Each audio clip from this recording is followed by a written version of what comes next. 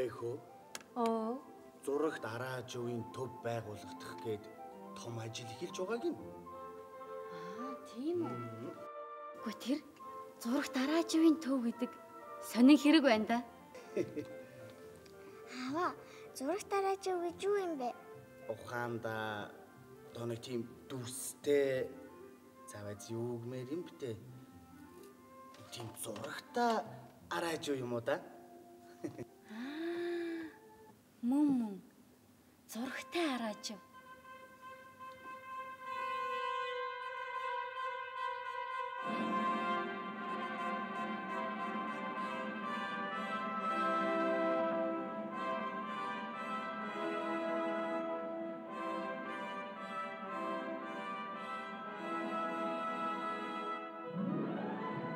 Хот хөдөөгүй зурагт радио хэмээх шин содон үг амнаас амдамжин хөдөөхээр уул талгүй тархаж байла.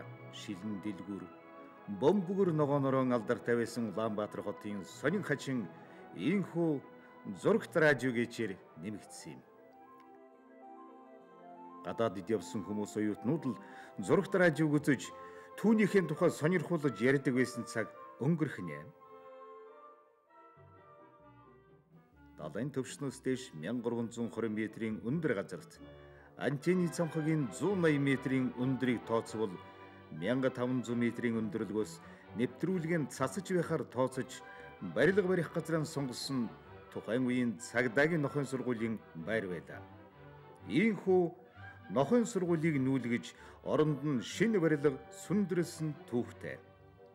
1965 дугаар оны 10 дугаар сараас 1967 дугаар оны 9 дугаар сар хүртэл Улаанбаатар хотын баруун хойд дэнжидээр Монголын зурагт радиогийн барилгын ажил өрнөлөө. Зөвлөлтийн барилгын 2 дугаар трестийн энэ барилгыг Октябрийн хувь суулын 50 жилийн ойн баярын өмнө дуусгах гэж цаг нартай уралдан ажиллаж байлаа. Би зөвлөлтөөс ирсэн мэрэгжилтэн Алоршиков байна. Монголын ард түмнийг хийж байгаа ажлаараа дамжуулан дэлхийтэй гадаад ертөнцтэй холбох улсандоо би их баяртай байна. Зөвлөлт Монголын барилгачид бид хугацаанаас нь 2 сарын өмнө дуусгах гэж шамдаж байна. Үүнтэй зэрэгцэн Монголын зурагт радиогийн захиргаанаас ажиллах боловсон хүчнээр 100 гаруй хүнийг сонгон авч эхний ээлжинд инженер техникийн ажилчид голуулсан 38 залуу зөвлөлт холбоот улсын Ленинград хотод зурагтын мэрэгжилд сургах курст явах боллоо.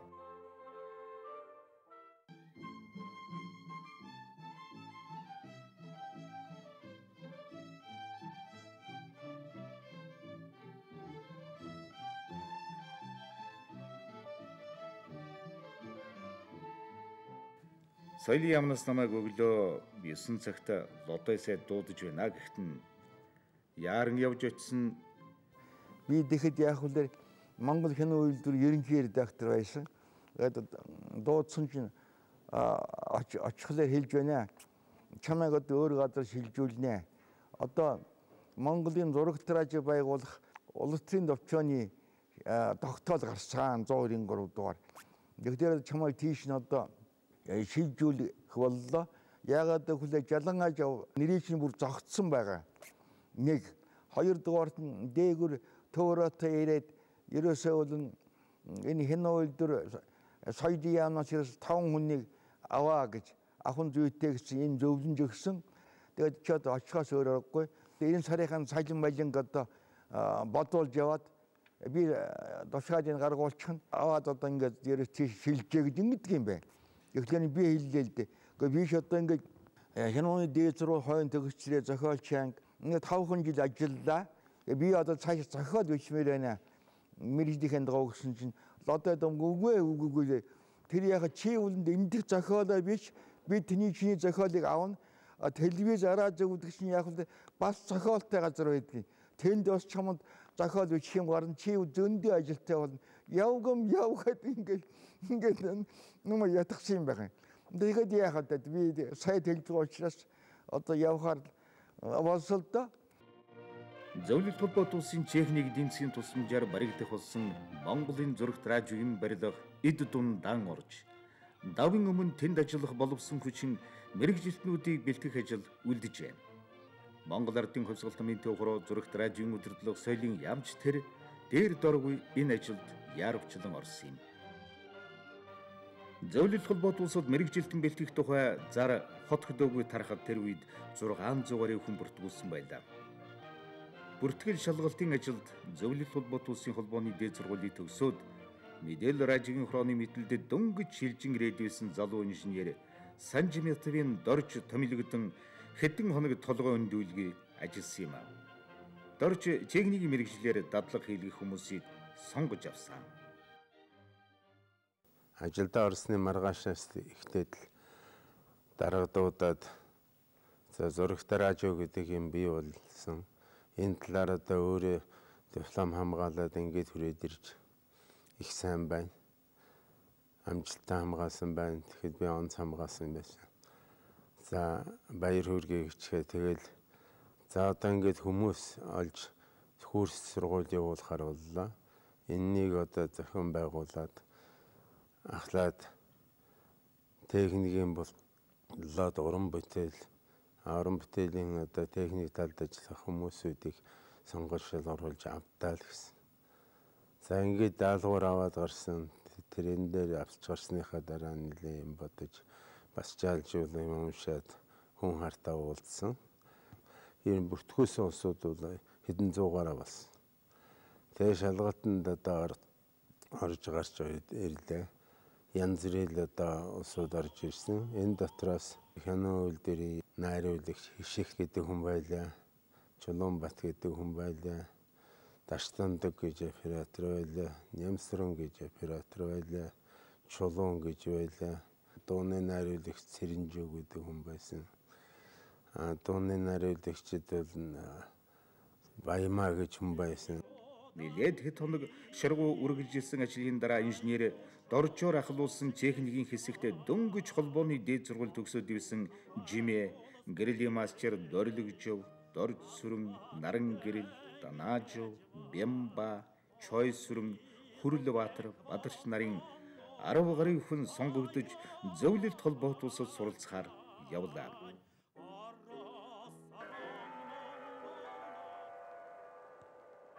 Зөвлөлтөд курст явж суралцахстын захирлаар нөхөр Чүлтмийг, уран бүтээлчдийн хэсгийг хариуцсан орлогч захирлаар Дожо Доржийг, техникийн хэсгийг хариуцсан ахлагчаар нөхөр Дорж нарыг тус томиллоо.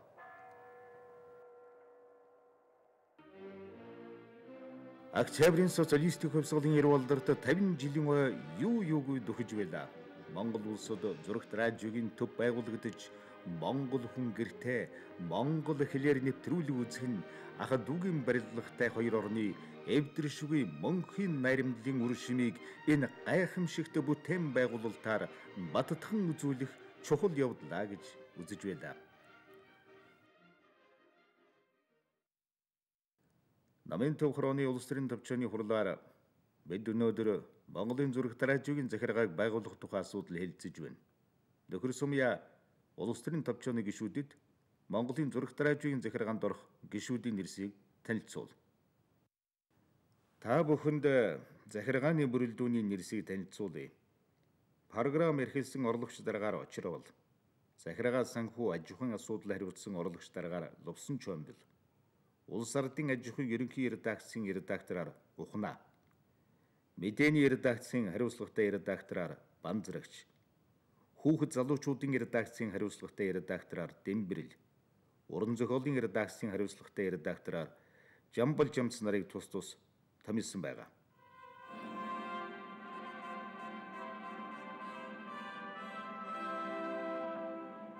Намын төв хороо сайд нарын зөвлөөс тогтоохон. 1.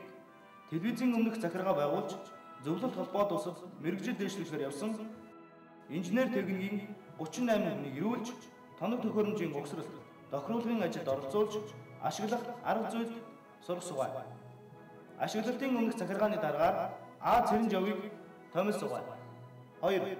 Мэдээлэл радио, зурагт радиогийн улсын хороо, радио телевизийн техникийн төвийг холбооны яамд харьяалуулж сугай. Радио телевизийн техникийн төвийн дараагаар Цэмэтвийг ерөнхий инженерээр Г. Болон Доржийг Томс Угаан. Хотын баруун хойд дэмжид суурин тавигдсан барилгын ажил эхэлсээр жил хагасын дараа гэхэд зурагт радиогийн техникийн төвийн ажил дуусах төгөж байлаа. Аж үйлдвэрийн яндангаас өөр гоцойх юмгүй нийслэл хотод маань өрөд хожидын түүхэнд байгаагүй нэгэн гайхамшигт цамхаг тэнгэр багамдахаар тэмүүлэн сүндэрлэж эхэлсэн хот хөдөөнийхний ярианы гол сэдэв нь болж байлаа. Оюуны гэрэлгээгээ цацруулсан энэ цамхаг манай ах дүү мэт харилцаатай хоёр орны эв найрамдлын бэлэг тэмдгийн бас нэгэн баталгаа болох нь дамжиггүй. Сэтгэл догдлуулах тэр өдрүүд ойртсоор л байлаа. 1967 оны 3 дугаар сарын 9-нд Зөвлөлт улсад мэргэжил дэвшлүүлээд ирсэн манай хэсэг инженер техникчид Монгол телевизийг эд баригдаж явах үед ирсэн байгаа юм. Тэр үед Монгол телевизийн антенны цамхаг маань дөнгөж 60 м баригдаад байсан гэж тэд маань ярьдаг юм. Тэр хүмүүс тэр одоо их хувьтай хүмүүс бол инженер Батчулуу, Тогоон Төмөр, манай техникч Магны Дорж нар байсан. Энэ хүмүүс зөвлөлтийн мэргэжилтэн Мухтар Задай гэдэг хүний удирдлагын доор энэ одоо өнөөдөр ингэж Улаанбаатар хотод өнгөөр гэрэлтэн сүндэрлж байгаа 194 м өндөр цамхагийг 60 м-ээс нэхлээд дуустал нь барьж байгуулагдсан алдар түүхтэй хүмүүс юм аа.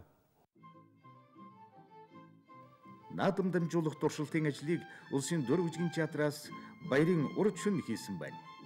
Инженер техникийн шинэхэн мэргэжилтнүүд болох эдгээр залуус шүнжин кабель утастай ноцолдож Монгол улсад анх удаа телевизийн нэвтрүүлгийн туршилт хийхээр шин өглөөтэй золгож билээ.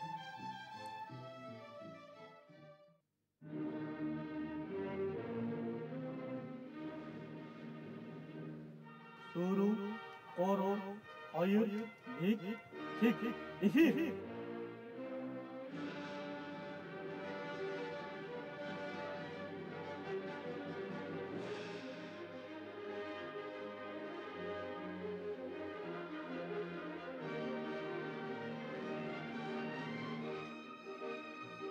Энэ өдрийн нэвтрүүлгийн үгийг нэвтрүүлэгчийн хамт уншсан. Цээ хамт ягаан өнгийн үе тухайн дээлтэй үнэхээр бахатмаар сайхан харагдаж байж билээ. Монгол улсын түүхэн тэмдэглэгдэх энэ өдөр агаарын долгионоор нэвтрүүлэгчдийн дуу, дүрс, нэвтэрч айл албан газрын зэрэмд тоотой цөөхөн очсон зурагтаар Монгол нэвтрүүлэг эхэлсэн энэ түүх мартагдашгүй.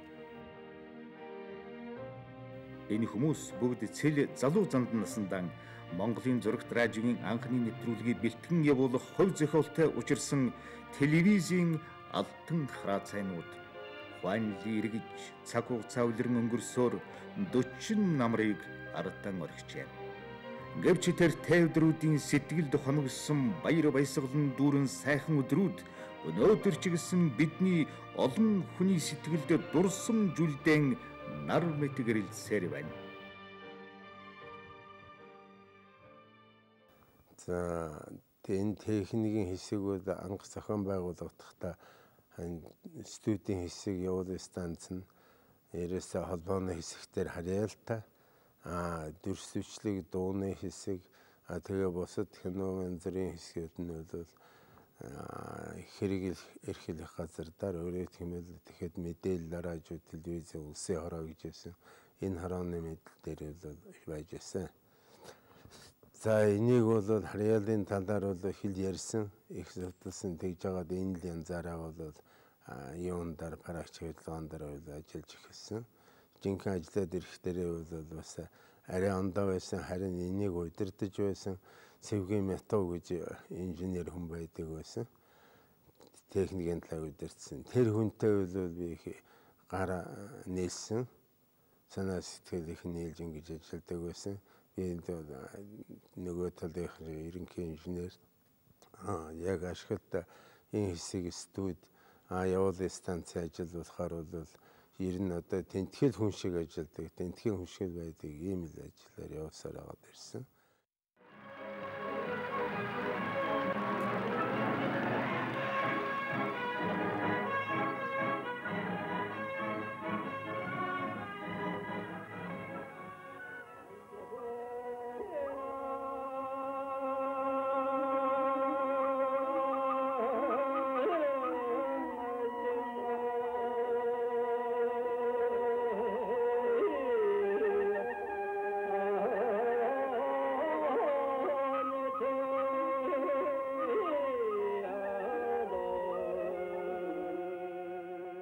11-ний өглөө Сүхбаатарын талбайгаас хөдөлмөрчдийн жагсаал цэргийн парадыг одоо шууд дамжуулсан.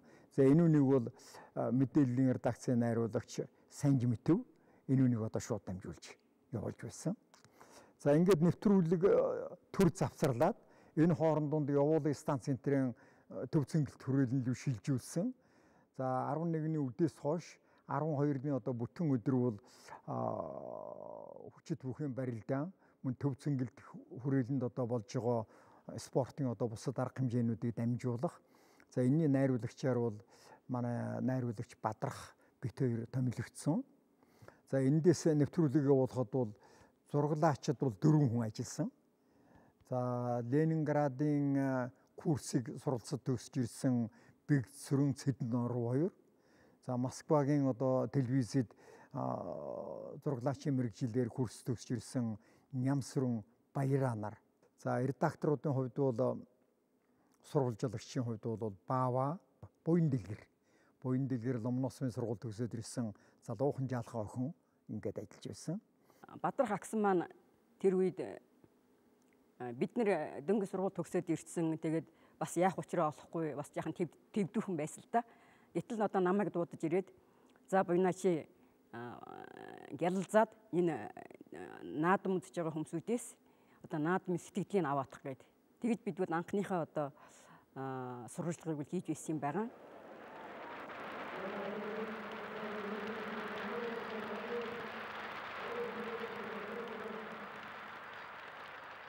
За нэвтрүүлэгч бол Цэгийн ханд, Батсүрэн, Дорж одоо ийм улсууд одоо тэнд нэвтрүүлэгчээр ажиллаж байлаа.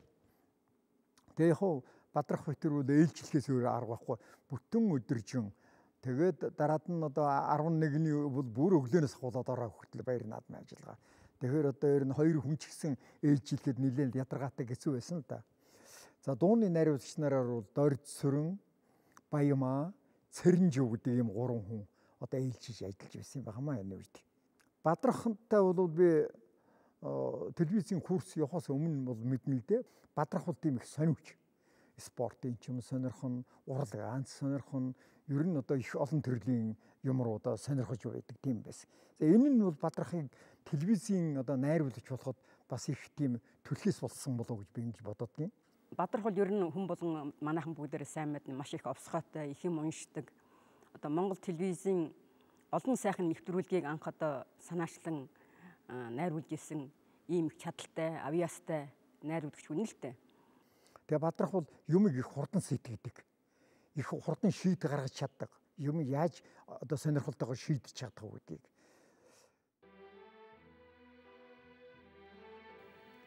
Монголын телевизийн түүхэнд Самдаг Доржийн Бадрах гэж энэ уран бүтээлч хизээч мартагдахгүй үрд дурсагдан үлдэх гавьяатай нэг.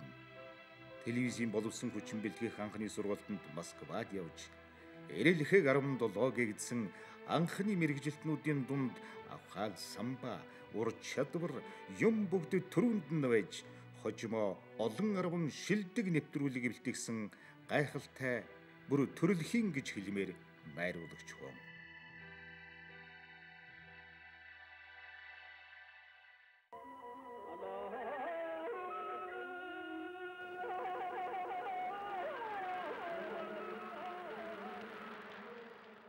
За ингээ энэ үед ч одоо 2 мөнгө их бяртаач байсан, удаанч барилддаг ингээ би ердөө салддаг. Тэгсэн тэр Оросын инженер техникч чинь одоо ер нь болохгүй энэ их удаан дамжуулж байна. Техник шатна гэдэг. Би тэрнийг чинь мэдгчгүй одоо техникийг мэддэггүй юм чинь. Тэгдэг юм болов гэж самбууга дээр очиж нэг цаг 30 минутын зөвшөөрөл цааш нь уртсгаад тэгээд бүр одоо хаилцахгүй болохтой зэрэг нь нэвтрүүлэгч тэр ногоон дивжин дээр чинь гаргаад тэгээд одоо нэвтрүүлэг төгслөө гэдгийг зарлуулж байсан. За ийм л учиртай юм анхны одоо эфирт орж байгаа анхны шууд сурвалжлага дамжуулж байгаа нь ийм учиртай юм. Нойр хоолыг үзүүлсэн зураг техник хөдөлмөр өдөр бүр үр дүнгээ өгч бүгд чухам хэдийд албан ёсоор нэгдэн ажиллаа эхлэх вэ гэж түгсээр 8 дугаар сарын халуун нартай өдрүүдийг ардаан үдлээ. Удирдах албаны хүмүүс олон өдөр хөөцөлдсөний эцэст Монголын зурагт радиогийн нээлтийг 1967 дугаар оны 9 дугаар сарын 27-нд хийхэн зүйтэй гэсэн намын төв хорооны шийдвэрийг сонсож бүгд баярлавч бас сэтгэл зовоосон олон асуудал үлдсээр байлаа. Тэр нэгэн өдөр миний санаанаас гардгүй юм. Яагаад гэвэл нээлтийн үгийг хэн хэлэхв?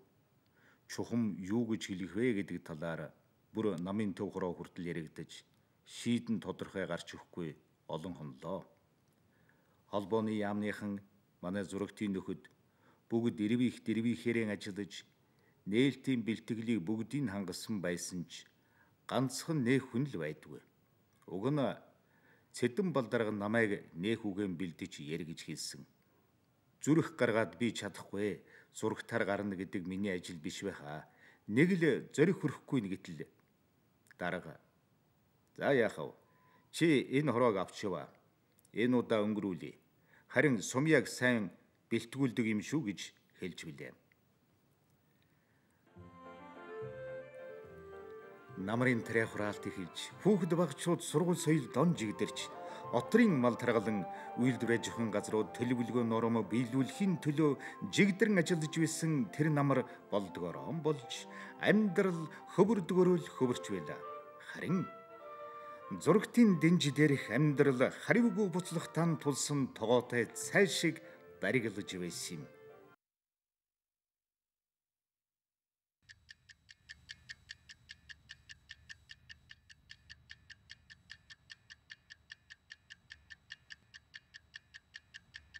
Энэ нээлт хийн гэдэгт бол энд ажиллаж байсан бүхэл хүмүүсийн бөөн баяр болж тэр үед бид чинь одоо маш залуу байлаа. Зүгээр дээшээ доошоо гүйсэргүй харьяасан сайхан хүмүүс.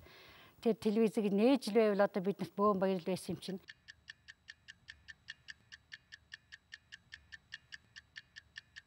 Ингээд одоо хотын нийслэлийн хөдөлмөрчдийн одоо цуглаан болж дарга нарыг ирэхэд би энэ яг хуучин төв студийн голын хаалган дээр би байсан юм байна. Тэнд бол манай одоо засгийн ахлагчийг хийжсэн оператор Бигцүрэн, Цэдэн уруу би хин Нямсран ингээ бид дөрвөн хүн байсан байхгүй юу. Тэгээ ингээд байсан тэр дарга ирлээ болоод юм болцоосон. Тэгэхээр байсан тэр нэг тууз одоо хайчлах үед нь би нэг гадаа үүдэн дээр байсан камераа бэхэлж орхичаад тэр хооронд нь хурдан наашаа эргэж хурж ирж Цэдэн Балдаргын даргын жинхэнэ тэр одоо тууцыг хайжлах үед нь авсан гэрэл зургийн байдгийн.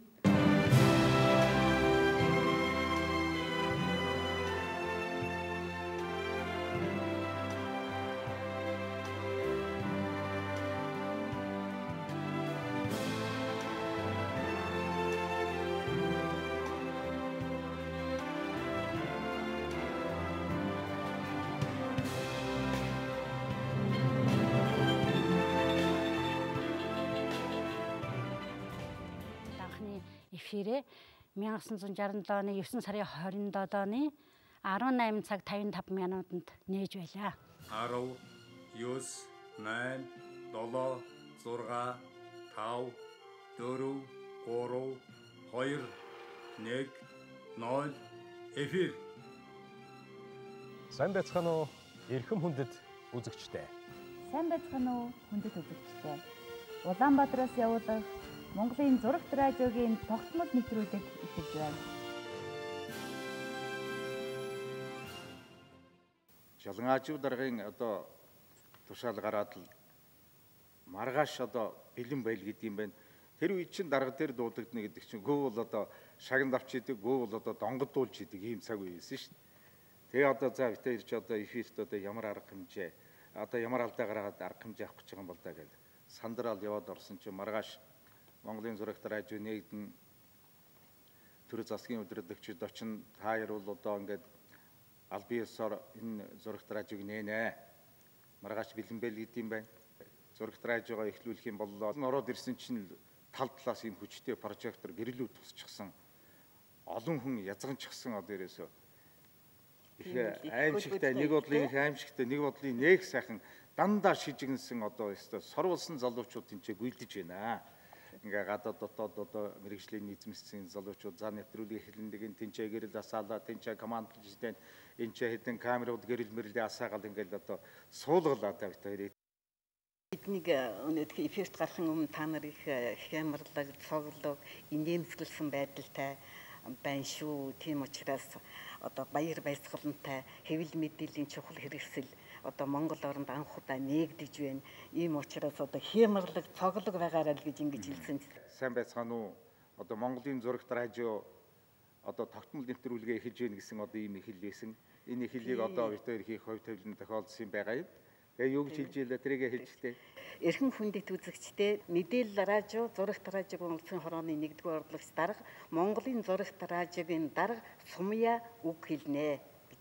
За ингэж нээчээд тэгээ албан ёсныхаа нээлтийг бид хоёр хийчээд үзэгчтэйгээ мэдлжээд ингээд Сумья дарга албан ёсны нээлт хийгээ. Тэгээ манай Батсүрэн маань орон программа хөтлөөд ингэж явуулсан юм байгаа. Монголын зурагт радиогийн анхны нэвтрүүлгийг эхлүүлэх хүндтэй эрхэм хувь тавилан 1967 дугаарны 9-р сарын 27-ны өдөр Монгол улсын соёлын гавьяас зүтгэлтэн хишгээ Чулуунбат нарт ноогдсон хэн хүндэт тэргүүр заяахгүй завшаан байлаа. Монгол телевиз нээгдсэн 1967 оны 9-р сарын 27-ны өдөр бол хүн бүхний царайд одоо баярын мишэл тодорсон. Дээр нь бас анх шинэ юм хийж байгаа хүмүүсчд яах вэ, ийх вэ гэсэн нэг зүрхний бас тогшилт байна л да. Тэр бүхэн илэрсэн тэгээд одоо аль болохоор альтай цэвэр цэмцгэр хувцсан баяр ёслолын байдалтай байсан. Анхны нэвтрүүлгийг одоо бэлдэх энэ өргөт бол намайг бол одоо нэг барилгачин, сургуулийн сурагч хоёрыг одоо олж ир. Тэгээд тэр нэвтрүүлгийг одоо үгийн одоо бэлдүүлэгч тийм өргөх гэсэн. Ардын их хурлын депутат Намсраа гэдэг хүн байгаа. За тэр хүнийг одоо нэвтрүүлэлт оруулж болно гэж одоо өргөх зөвшөөрч байгаа юм л да. За тэгээд тэр хүнийг ирээд явахад бол одоогийн улсын төв музей, одоогийн байгалийн музей энэ дээр нэг өргөтгөл дээр ажиллаж байсан. Тийм алга нуттай бор залуу байсан. 2-р сургуульд чинь тэнд 7-р ангийн Эрдэнэ Шимэг гэж нэг хүүхэд Захирал Занбазар гэж юм байсан. Тэгээд тэр Эрдэнэ Шимэг гэдэг хүүхдийг одоо оруулъя. Тэр хүүхэд одоо сая гадаадын цэцэл намайг төрсөн манай одоо тэр өнөө сайн сурагч байгаа юм гэж. Тэгээд одоо тэр хүүхдтэйгээ уулзаад одоо ярих үеийг нь бэлдүүлээд чигөөгөөд ингээд маргааш нь студид ирт юм л да. Тэр үедээ яг хуу сургуультай онц сурдаг, тоо их бодох дуртай, тоонд сайн ийм л хүүхэд байсан. Тэгээд энийг маань л одоо үнэлж сургуулийн захиргаанаас одоо хэлсэн энэ нэвтрүүлэгт орох боллоо гэж. За тэр үед бол би одоо уучраач болохгүй, ямар ч юм байдгийг ойлгохгүй, тэгсэн мөртлөө хачаа их баярлаад хөрөөд ингээд ирж исэн. Телевизээр анх удаа ингээд хүүхэд нь гарлаа гэхээр одоо манай гэрээхэн аав ээж, эмээ, дүүнер маань маш их хөөрч. Тэгэхэд манай гэрт бол телевиз байгаагүй. Тэгээд 50,000 төгрөг манай ахынд очиж намайг үзлээ гэж байсан. Тэгэл одоо тэр чинь их сүрхий алдартай хүн болж орж байгаа шүү дээ. Анхны зочин гэдэг нэвтрүүлгийг одоо зохиолын хичээл хөтлөх ийм хувь надад оногдсон юм. За тэгээд 1921 оны партизан ядамж гэдэг хүн бас орсон юм. Тэр нэг фашистыг олж ирсэн байна. Тэгээд ардын жиргэгч Дамжин Сөрөнгөө Ленин дуртай болсон. Дээр нь бас энэ зурагт радиог одоо барихад одоо өдөрчсөн ерөнхий инженер Алгашко гэж тийм одоо орц зөвлөлтийн мэргэжилтийн хүн орж ийм нэвтрүүлгийг одоо бид анхны одоо энэ нэвтрүүлгийг хийсэн. Яг нэвтрүүлэг эхлэхийн өмнөхөн Цэдэнбал дарга тэргүүтээ улс төрийн тавчаа орж ирээд гарсан. Бид ч догдлонгуй ер нь ийм л байдгийн гэсэн янзтай байсан. Тэд ийм л байх ёстой байх гэж бодсон байх. Онц зүйл хэллгүй үзээд тэгээ гараад явцсан. Тэрний дараа одоо анхны зочин нэвтрүүлэг явсан юм аа. Цэдэнбал дарга Жалангаажив дарагт нэг ийм асуудал тавьж байсан. Тэр үед одоо үзэсгэлэнтэй асуудал эрхэлсэн дарга Ламсрангуй байсан. Гэхдээ энэ зурагт радио гэдэг нэр нэг л одоо сайн таараагүй нэр шиг байна. Энэ гадны улсууд одоо ер нь яасан хачин юм бэ? араажуу байдаг, тэгсэн мөртлөө зурагтай байдаг. Энтэр гэж одоо яриад байх юм аа. Та нар энэнийхээ одоо нэрийн энтрийг нэг жаахан өөрчлүүл яасан юм гэж одоо ийм санал тавьж байсан. Телевизийнхаа нэрийг ерөөсөө бид юу яая Монгол телевиз гэд нэрлэе. Монгол кино гэдэг, Монгол тараас гэдэг. Ерөөсөө тэгэл Монгол телевиз гэд нэрээр нэрлүүл яасан гэсэн. Дарга бол үндсэндээ бол зөвшөөрөөд ингээд 1970 оны 11-р сараас одоо Монгол телевиз зураг дараа Монголын зураг дараа гэдэг болоод Монгол телевиз гэдэг нэртэй болсон.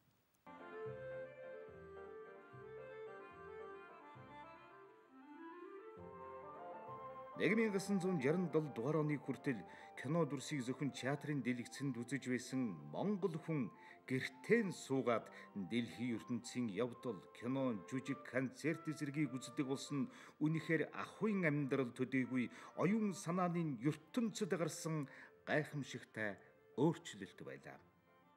Их дэлгүүрээс шууд нэвтрүүлэг явуулсан. Гадаа нь одоо гудамжинд нэг камертай, үүдэнд нь явуулын станц маань зогссон. За дотор нь ингээд 2 дугаар давхарт телевизээр зарж байсан. Тэр үед бол темп 6, рекорд гэдэг 2хан төрлийн телевизээр зарж байсан. Тэгээ улсууд одоо ер нь энийг авах уу, байх уу гэд нэлээ эргэлзэж байсан юм шиг байна. Тэгээд гадаа гудамжинд явж байгаа юм чинь телевизэр дээр гараад худалдаж авахад лангуун дараа зогсож байгаа улсууд өөрсөө телевизэр дээр харагдаад ирэхээр хүн чи сэтгэл нь хөдөлдөг. Афган нөхөр хоёр ирчээ бие бинийгээ нудраад хурдан авъя гээд ингээд авч байсан. Манайх анх телевизээр авахдаа энэ их дэлгүүрт гарсан байгаа. 1900 2400 үлүүдээ тийм хоёр үнэтэй хоёр янзын юу экрантай тийм телевизээр гараад тэгээд өвгөн маань хамгийн том телевизээр экрантай телевизээр аавна гэж байгаад хамгийн том нь авч гэртээ авчижсэн. Яг тэгэхэд манайх тэр кино үйлдвэрийн ард хашаанд байсан, гэртээ байсан. Тэгээд аваад очсон чинь тэр хавьд ерөөсөө телевизээр авсан аль байгаагүй л дээ. Тэгэл тэр авсан орооноос эхлээд бүр гэр дүүрэн хүүхд шаваатай. Хөгшин, залуу ингээд бүгдээрээ орооныхоо хоолыг хийж идэж чаддгүй байсан. Ягаад гэхээр ингээд бүр ингээд юундээ гүрчин ингээд бүр тэр тогоо шанага тавьдаг газар мазар ингээд хөл тавих зайгүй усаа шаваа суучдаг. Тэгээ ямар аль бос хоолоо хийгэлтэй штэ. Тэгэл өөрснөө ч бас телевизээр харах сонирхолтой. Харсаар нэг мэдсэн телевизийн нэвтрүүлэгч дуустдаг. Манай хоолчгүй, цайчгүй цөмөрөө тэгэл яг одоо ингээд унтах уу гэл ингээд унтдаг. Тийм байлаа.